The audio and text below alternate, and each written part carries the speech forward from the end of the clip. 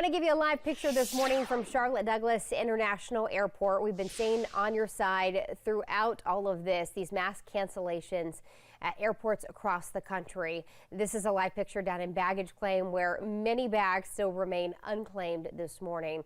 Most of those flight cancellations coming from Southwest Airlines. A week ago today, the airline started to run into a slew of issues, from winter storm delays to its own computer problems. Well, just yesterday, Southwest made up for 61% of all canceled flights globally, impacting more than 2,500 flights. Well, we looked at Charlotte Douglas's flight board, and more than a dozen of Southwest flights to and from Charlotte were canceled yesterday as well.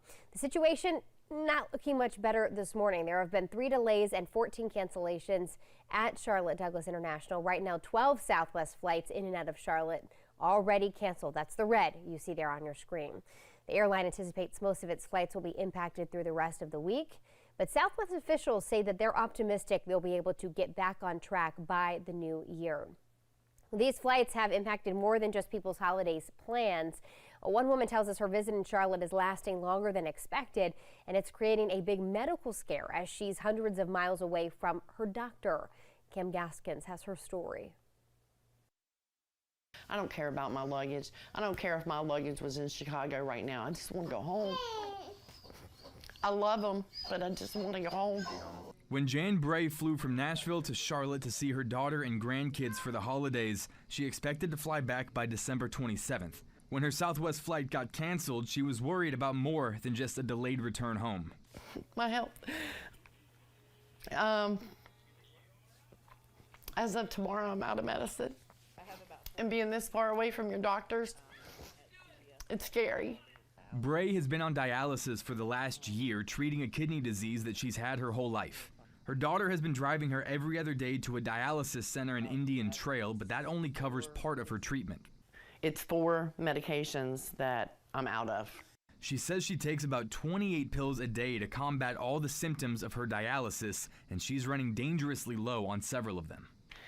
It's not just about getting home, it's about these kind of, help me live. Thankfully, she says her doctor was able to get an emergency order of medication that should get to her in time, but the mental strain of this situation has already taken its toll. The anxiety level has become crazy. Bray says she is fortunate to be with family as she deals with her medical issues, but when she looks at the news, all she can think about is the other people that won't be as fortunate as she is. How are they getting to dialysis? How are they getting their insulin? For God's sakes, this is horrible. She currently has a flight scheduled for Saturday morning to return home, flying on Southwest for what she says will be the last time. Honestly, with me, I've always had good luck flying Southwest, but I'll never fly Southwest again. Never, ever. Well, you heard Bray there say that her medicine is supposed to run out today, but she says the most frustrating part of the experience has been the lack of communication in trying to get home. She says she's tried to call Southwest numerous times, their helpline, and has not gotten anything but a busy signal each time as she tries to return home, again, as you heard, to continue that dialysis.